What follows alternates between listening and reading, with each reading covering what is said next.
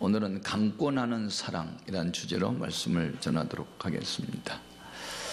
제가 개척을 시작하고 한 30평 된 남의 집에 2층에 세를 들어있을 때 8년 동안 직장 생활을 하고 받은 퇴직금 전액을 하나님께 바친 한 청년이 있었습니다. 그 청년의 꿈은 장사해서 돈을 많이 벌어 교회를 섬기겠다고 했습니다. 그런데 제가 볼 때에 목회자의 자질이 있는 것으로 보여졌어요. 그래서 밤이 맞기까지 신학을 하라고 제가 강권했습니다. 결국 제 말을 따르기로 하고 신학교에 들어갔습니다. 신학을 졸업하고 우리 교회에서 몇 년 동안 훈련을 받은 이후에 안산에 있는 어느 한 건물 지하실 20평을 세를 얻어서 교회를 개척합니다. 지금은 3,000명에 가까운 교인으로 늘어났고 국내적으로 유명한 부흥 강사가 됐습니다. 그분이 바로 안산 빛락교회를 담임하는 유재명 목사님에 관한 이야기입니다. 지금 생각해 보면 내가 밤이 새게까지 강권했던 그 일이 참 잘됐다, 그런 생각을 합니다. 여러분, 사랑이라는 것 중에는 감미롭고 부드러운 것만 있는 것이 아니고 때로는 강권하는 것도 있습니다. 병든 아이가 쓴 약을 거부할 때 등을 치면서 입을 벌려서 억지로 약을 먹여서 애를 고친다면 그것이 강권한 사랑일 수가 있는 것이죠. 오늘 말씀에 강권하는 사랑이라는 말씀이 나오는데, 여기 강권이라는 말의 헬라 말은 시네게이라는 낱말이고, 그 말을 우리말로 번역해 보면 그는 그를 둘러싸고 밀어내다는 뜻입니다. 자기 의지와 상관없이 타자의 능력에 의해서 그쪽 방향으로 가게 하는 그것을 강권하는 사랑이다, 이렇게 말을 한다는 것이죠. 네. 그의 삶이 멋있고 아름답고 가치 있고 의미 있고 보람된 그런 사람이 되게 하려고 그렇게 가도록 강권하는 것을 사랑이라고 말한다는 것이죠. 고린도 교회는 사도 바울이 1년 반 동안 전도에서 세운 교회인데, 첫 번째 보낸 편지가 고린도 전서고 두 번째 보낸 편지를 고린도 후서라 합니다. 오늘 본문 말씀 고린도 후서 5장에 사도 바울은 자기가 왜 이렇게 예수 복음을 위해서 생명을 건지, 그것은 그리스도의 사랑이 자기를 강권하기 때문이라는 얘기를 합니다. 이 말씀 속에서 하나님이 우리에게 주신 교훈이 몇 가지가 있는데, 첫째는 강권하는 사랑이 선한 목적을 이룬다는 것이죠. 사사시대에 베들레헴에 나오미라는 한 여인이 삽니다. 계속된 흉년을 견디다 못해 이방 나라 모압으로 이사를 갑니다. 자기 남편 두 아들을 데리고. 그런데 모압에서 사는 동안에 남편이 갑자기 병들어 죽습니다. 큰아들 말론, 둘째 아들 기련도 장가를 갔는데 곧바로 병들어 죽어버립니다. 집안에 나이 많은 시어머니 나오미, 그리고 큰며느리, 둘째 며느리 20대 초반의 젊은이가 과부가 되어 있습니다. 나오미가 깨닫습니다. 괜히 이사 왔다. 어려워도 참을걸. 이제 내가 죽으면 누가 나를 묻어주랴. 고향으로 가자 생각하고 두 며느리를 부릅니다. 너희 친정으로 돌아가라. 나는 내 고향으로 가겠다. 그러자 큰 며느리 오르바는 친정으로 가라는데, 둘째 며느리 룻은 어머니 가시는 곳에 저도 가겠습니다. 어머니 머무는 곳에 저도 머물겠습니다. 어머니 섬기는 하나님 저도 섬기겠고, 어머니 죽는 곳에서 저도 죽겠습니다. 저를 친정으로 돌아가라 하지 마십시오. 사생 결단을 하고 어머니를 따라 났습니다. 그래서 베들레헴에 돌아오지요. 하나님이 시어머니 잘 섬기겠다는 그 며느리 룻을 복을 주시는데, 베들레헴에서 가장 큰 부자 보아스가 그를 취합니다. 그리고 아들을 낳았는데 그 아들 이름이 오벳이고, 오벳이 나중에 이새를 낳고 이새가 다윗을 낳았는데 다윗은 예수님의 혈통적 조상이 되죠. 그래서 마태복음 1장에 이 이방 여인 룻은 예수님의 족보에 등장이 됩니다. 여러분, 하나님 보시기에 기뻐하는 일을 행하면 사회적 신분이야 어떠하든지 간에 하나님이 그를 상상을 초월한 복으로 채워주는 줄로 믿습니다. 성경에 나오는 신앙의 위인들은 하나같이 어떤 강권하는 사랑에 순응을 했고, 그 강권하는 사랑을 또 경험을 했고, 또 강권하는 사랑을 실천했던 사람들입니다. 우리의 구원도 하나님의 강권적인 사랑에 의한 것이고, 예수님의 거역할 수 없는 은혜에 의한 것이고, 이것을 깨닫게 하신 성령의 도우심으로 되는 줄로 믿습니다. 인간의 노력으로 구원을 받은 것이 아니고 하나님의 사랑과 주님의 은혜로 구원을 받았습니다. 그래서 믿음도 구원도 하나님의 선물인 줄 믿습니다. 에베소서 2장 8절 9절로 확인해 봅니다. 너희는 그 은혜에 의하여 믿음으로 말미암아 구원을 받았으니 이것은 너희에게서 난 것이 아니요 하나님의 선물이라. 행위에서 난 것이 아니니 이는 누구든지 자랑하지 못하게 함이니라. 아멘. 그렇습니다. 우리는 죄를 범했는데 죄값은 주님이 대신 치러주셨어요. 이게 대속의 은혜입니다. 우리가 원한 것입니까? 하나님이 원해서 그렇게 하신 거예요. 그래서 구원은 자동사가 아니고 타동사예요. 건져주시는 거예요. 끌어내는 거예요. 이 혀끝에만 있는 사랑은 가짜입니다. 손끝에 있는 것은 진짜 사랑이죠. 하나님이 우리를 사랑할 때 말과 혀로만 사랑하지 않고 행함과 진실함으로 사랑했습니다.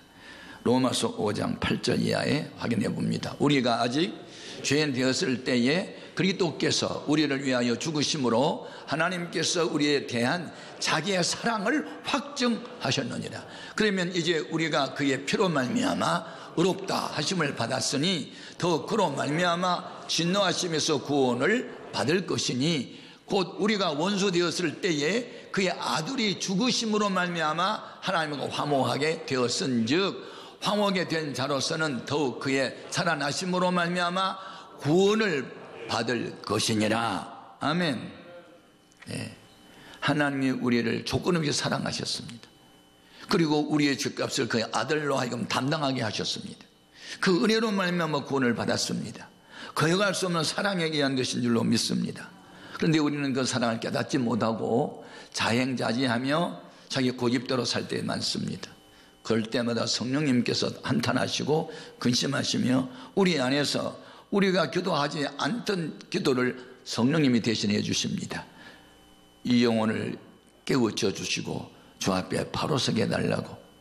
그래서 성령님은 우리의 연약함을 도와주신 분인 줄로 믿습니다. 로마서 8장 26절 이하에 성령도 우리의 연약함을 도우시나니 우리는 마땅히 기도할 바를 알지 못하나 오직 성령의 말할 수 없는 탄식으로 우리를 위하여 친히 간구하시느니라. 마음을 살피시는 이가 성령의 생각을 아시나니 이는 성령이 하나님의 뜻대로 성도를 위하여 간구하심이니라. 혹시 여러분들 가운데 방언으로 기도하신 분 계세요? 방언 기도가 뭐죠? 네. 내 영의 사정을 하나님께 영으로 고하는 영적 기도가 방언 기도예요. 그래서 사도 바울은 다른 사람보다 방언을 더 많이 말함으로 기뻐한다 그랬어요. 성령님께서 내가 약해 있을 때, 무죄하고 있을 때, 감각이 없을 때 성령님께서 나를 위하여 친히 간구해 주세요. 결국 하나님의 택한 백성은 포기하지 않은 사랑으로 끝까지 붙잡아 준다는 거예요. 이와 같은 사랑을 깨달았을 때 죄인된 나를 주님의 사랑으로 은혜로 구원했다 이걸 깨닫고 그 좋으신 예수님을 나의 왕으로 나의 주인으로 영접하는 순간 빛이 오면 어두움이 물러가듯이 주님이 나의 주인이 되는 순간에 나의 모든 것은 변합니다. 삶의 의미, 가치, 목적 다 바뀌죠. 이것을 리크리에이션, 재창조, 이것을 새로운 피조물, 우리는 그리스도 예수 안에서만 새로울 수 있습니다. 오늘 본문 말씀이 저는 두 번째 교훈이 있습니다. 우리가 주님의 사랑을 경험했으면 또 다른 사람 구원을 위해서는 강권하는 그리스도의 사랑을 실천해야 하는 것입니다. 실천해야 돼요. 자, 오늘 본문 말씀 14절 15절 같이 읽어봅니다. 그리스도의 사랑이 우리를 감고 나시는 도다. 우리가 생각하건대 한 사람이 모든 사람을 대신하여 죽었은즉 모든 사람이 죽은 것이라. 그가 모든 사람을 대신하여 죽으심은 살아있는 자들로 하여금 다시는 그들 자신을 위하여 살지 않고 오직 그들을 대신하여 죽었다가 다시 살아나신 이를 위하여 살게 하려 함이라. 네. 이전에 나는, 예수 믿기 전에 나는 나를 위해서 살았어요. 돈을 벌어도 나를 위해서, 우리 가족을 위해서. 그런데 예수를 믿고 나니까 내가 덤으로 산다는 의식이 있어요. 주님이 나를 살리셨다. 그 은혜를 무엇으로 보답할까? 주님이 기쁜 일을 해야지. 이런 의식으로 바꿔진 사람을 우리는 거듭난 사람이라고 그래요. 그런 이 세상의 소망보다 천국의 소망이 더 있어요. 예수를 믿어도 이 세상적인 소망만 가진 사람을 기복신앙이라고 그러고 잘못된 신앙이라고 말하는 거예요. 우리의 궁극적인 목적은 천국에 가는 것인 줄 믿습니다. 그런데 이제 사람이 사랑을 하는데 불완전한 사랑도 있고 완전한 사랑도 있어요. 불완전한 사랑은 어떤 사랑이냐면 조건적인 사랑이에요. 내 아내이기 때문에, 내 남편이므로, 내 부모고 내 자식이기 때문에 그냥 사랑하는 거예요. 예쁘니까 사랑하고, 멋있으니까 사랑하고, 힘이 있으니까 사랑한다. 그건 힘없고 병들고 미워지면 사랑하지 않겠죠. 조건 따라 하는 사랑을 불완전한 사랑이라 그래요. 그래서 인간의 사랑은 다 불완전해요. 죽으면 끝나기도 하니까. 근데 하나님의 사랑은 완전해요. 못났음에도 불구하고, 병들고 가난하고 상처받고 쓸모없는 인간인데도 불구하고 사랑한다? 그건 조건이 없잖아요. 이런 사랑을 우리는 완전한 하나님의 사랑, 히라보로 아가파오 사랑이라고 그래요. 하나님이 우리를 사랑할 때는 인간적인 그런 조건적인 사랑이 아닌 조건 없는 무조건적인 완전한 사랑으로 우리를 사랑한 줄로 믿습니다. 바울이 그 사랑을 경험한 거예요. 그가 예수 믿기 전에 어떤 사람이었어요? 교회를 핍박했어요. 스데반 전도하는 사람을 돌로 치는데 앞장섰어요. 그는 죄인 중에 괴수예요. 지옥 가야 마땅할 사람이에요. 그런데 예수님이 그를 다메섹 돌상에서 지명하여 불러요. 그에게 성령의 충만을 받게 해요. 이것이 조건적 사랑입니까? 조건 없는 사랑이잖아요. 이 완전한 사랑을 경험한 바울은 나는 죽음 마땅하고 지옥 가야 하는데 왜 나를 구원해 주셨나 감격했어요. 오늘 본문 말씀에서 우리를 구속하신 목적은 다시는 자기 자신을 위해서 살지 않고 우리를 구원해 주신 주님을 위해서 살게 하려고 나를 구원했다는 것을 깨달아요. 그것을 고린도 교인들에게 알려준 거예요. 주님이 하셨던 일 내가 대신해야지, 그런 생각을 한 거예요.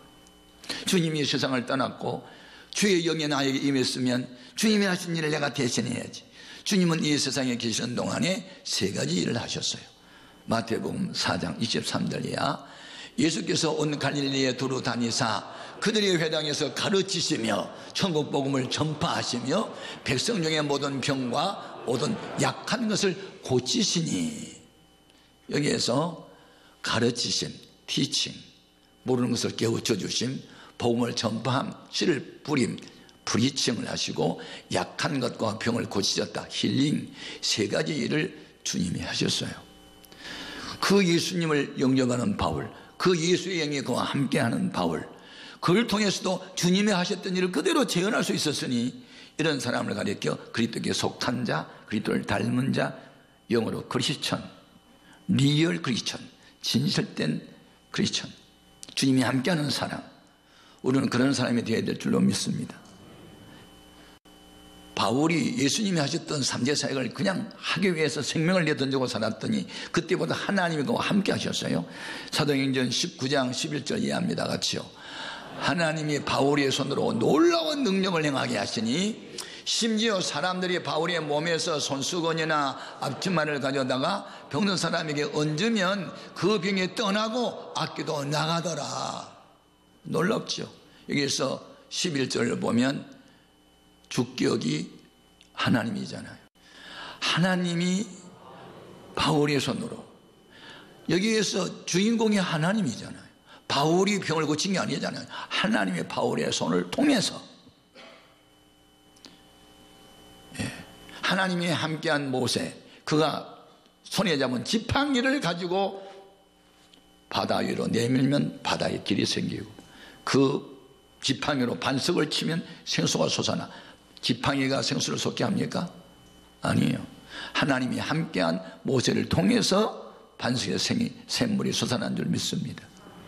본질에 충실하십시오. 현상에 놀라지 말고 주님의 손에 붙잡힌 바 되십시오. 말씀에 사로잡히십시오. 사명에 붙잡혀서 하십시오. 능력이 나타나는 것은 현상이고 주를 위해서 사는 것은 본질이에요. 본질에 충실하면 항상 현상은 아름답게 나타나는 줄로 믿습니다. 그런데 이렇게 우리가 열심히 주와 복음을 위해서 살다 보면 예수님이 인생 문제 해결자다, 주님밖에는 없다, 막 이렇게 너무 강조하면 좀 미쳤구만. 그래요. 여러분은 교회 생활하면서 혹시 미쳤단 말 듣고 신앙생활 하여본 일이 있어요? 저는 한때 미쳤단 말 들었어요. 누구한테? 우리 가족으로부터, 그중에 내 여동생으로부터. 네? 지금 교회 장로가 되어 있는 내 막내 동생이 마포 고등학교 3학년 때 디스크가 너무 심해가지고 수술을 해야 된다고 의사가 처방이 났어요. 학력평가 시험을 내일 모레 봐야 되는데 수술하면 되겠어요? 그래서 야, 우리 믿음으로 고치자. 3일 동안 같이 금식할래? 같이 금식하고 있는데 양장점을 하고 있는 여동생이 그걸 알게 돼가지고 나한테 전화 왔어요. 오빠 미쳤어? 오빠처럼 예수 믿으면 서울 시내 모든 병원들 문 닫아야 되겠다? 다 모든 환자들 오빠한테 와서 안수만 받으면 되지. 병원이 뭐가 필요가 있어? 병원 하나님이 냈다고? 오빠 너무 광신도 쪽으로 가지 마.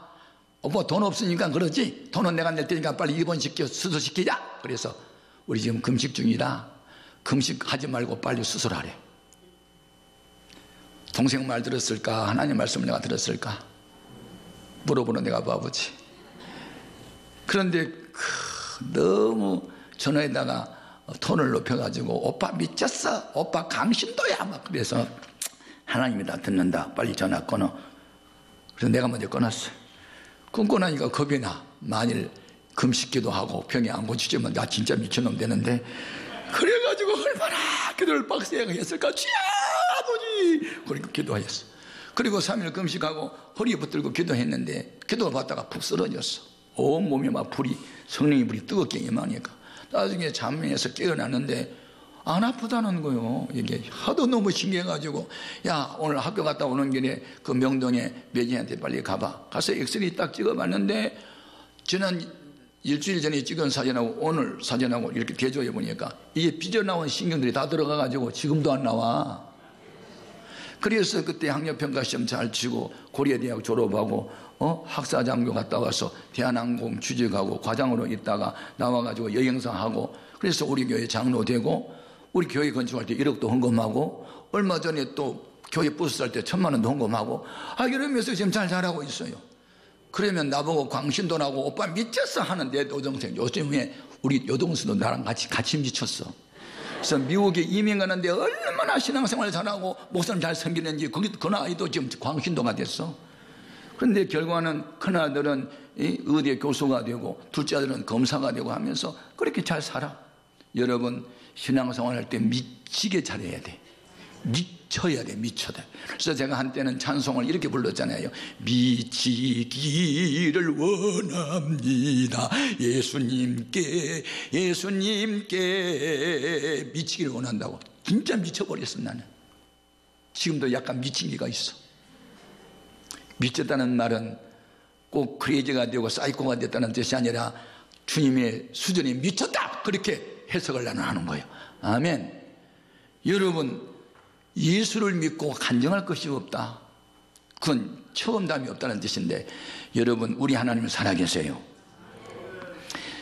예수를 복음을 전하는 일에 열정을 쏟다가 핍박받는 것은 복이 있다고 그랬지 화가 있다는 말은 없어요. 자, 마태복음 5장 10절 이하 같죠. 의를 위하여 박해를 받는 자는 복이 있나니 천국이 그들의 것임이라.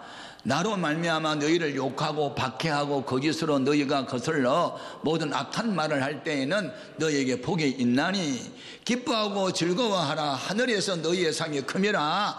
너희 전에 있던 선지자들도 이같이 박해하였느니라.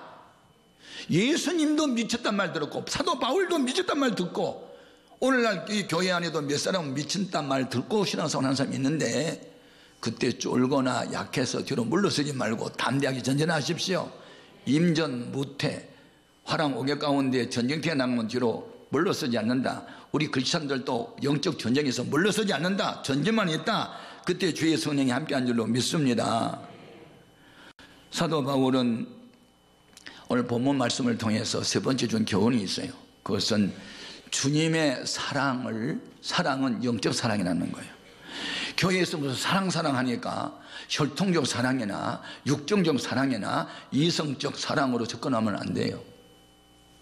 교회 안에서 사랑하면서 이렇게 하나님의 사랑으로 접근하지 않고 인간적 사랑으로 접근하다가 사고 난 사람이 얼마나 많으며 교회가 시험 드는 경우가 얼마나 많아요. 그래서 오늘 본문 16절을 보겠습니다. 그러므로 우리가 이제부터는 어떤 사람도 육신을 따라 알지 아니하노라. 비록 우리가 그리스도도 육신을 따라 알았으나 이제부터는 그같이 알지 아니하노라. 이제부터가 중요해요. 전에는 예수님이 쟤들도 예수님을 육신적으로 자꾸 접근했어요. 예수님 부활하셨잖아요. 이때 로마를 그냥 완전히 정복시키고 우리나라 독립시켜서 왕이 될 것이죠. 그러면 저 외무부 장관 시킬 거예요, 내무부 장관 시킬 거예요, 이런 식으로 자꾸 육신적으로 접근했어요. 그러나 그들이 성령으로 거듭나고 난 이후에 생각이 바뀌었어요. 이 세상의 소망이 아니고 저 세상의 소망으로 바뀐 거예요. 육신적인 욕구 충족이 아니고 영적인 욕구 충족으로 바뀌었어요. 이것을 가리고 born again, 다시 태어난 거 아니에요. 여러분 거듭났어요? 교회 몇 년 다녔다가 자랑하지 마세요. 성경 몇 번 읽었다 그것도 자랑하지 마세요. 목사 장로 그런 이름도 자랑하지 마세요. 예수 자랑하세요. 십자가 자랑하세요. 말씀을 전하세요. 영혼을 살리세요. 교회를 오래 다니고 은사를 경험했어도 복음을 전하는 예수님의 수준에 가지 못하면 주님이 볼 때는 어린아이 신앙이에요. 어린아이와 어른이 뭐가 달라요? 어린아이는 자기중심이에요. 뭐든지 자기 마음에 들면 해 웃고 마음이 안 맞으면 울어요. 자기 비움 맡아달래요. 여러분이 원하는 예수를 믿어요? 주님이 원하는 예수를 믿어요? 우리는 우리가 원하는 예수님을 구하고 찾지 말고 주님이 원하는 내가 되어야 하는 거예요. 근데 고린도 교회 성도들은 언제나 자기가 원하는 예수님만 찾고 있었어요. 그래서 너희는 어린아이다라고 지적을 한 거예요. 고린도전서 3장 1절 이하로 확인합니다. 형제들아, 내가 신령한 자들을 대함과 같이 너에게 말할 수가 없어서 육신에 속한 자 곧 그리스도 안에서 어린 아이들을 대함과 같이 하노라.